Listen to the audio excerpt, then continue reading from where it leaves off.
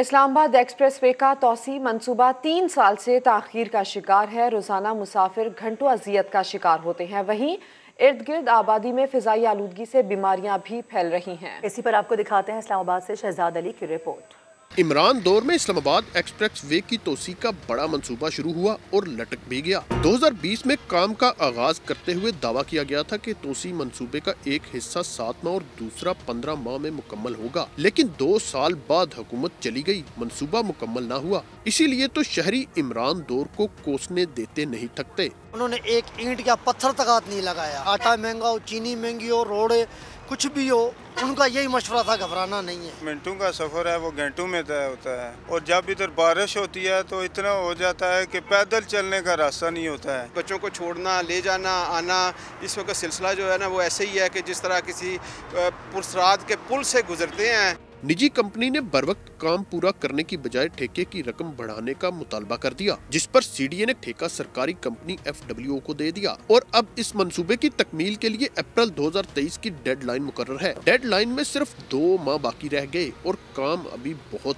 यानी वक्त कम और मुकाबला सख्त। एक्सप्रेस वे तोसी मंसूबे की सुस्त रवि में सीडीए के वादे और दावे अपनी जगह, लेकिन शहरी आज भी धूल मट्टी, अजियत और परेशानी झेलने पर मजबूर हैं।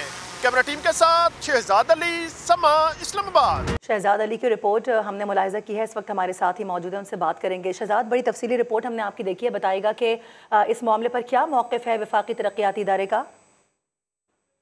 बिल्कुल, इस वक्त मैं मौजूद हूँ सीडीए ऑफिस इस्लामाबाद में। मेरे साथ मौजूद हैं तर्जुमान सीडीए आसिफ अली रजा साहब।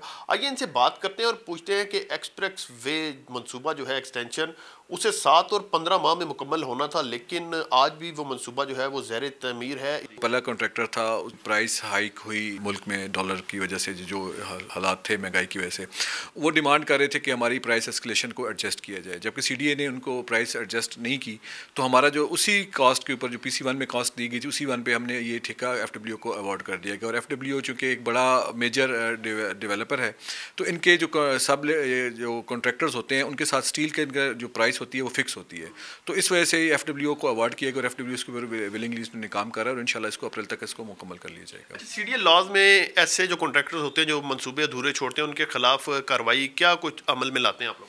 देखिए, ये कॉन्ट्रैक्ट क्लास की स्टेपुलेशंस के ऊपर होता है। अगर इस तरह के इस वाले केस में वो उसको जो था एक्सेप्टेबल नहीं था, वो छोड़ के चला गया, तो सीडीए इसके ऊपर कोई कार्रवाई नहीं करेगा। इसके अलावा अगर कोई और कॉन्ट्रैक्ट की वायलेशन होती है तो उसके जो है ब्लैक लिस्ट, फाइन, ये चीज़ें उस कॉन्ट्रैक्ट के ऊपर दी जाती है। स्पेसिफिक केस टू केस ये वेरी करती है चीज़। जी, आपने सुना, हमारे साथ मौजूद थे आसिफ साहब और इनका ये कहना है कि जो अप्रैल की डेडलाइन दी गई है अब सीडीए की जानिब से, उसमें ये मंसूबा जो है वो बिल्कुल मुकम्मल होगा।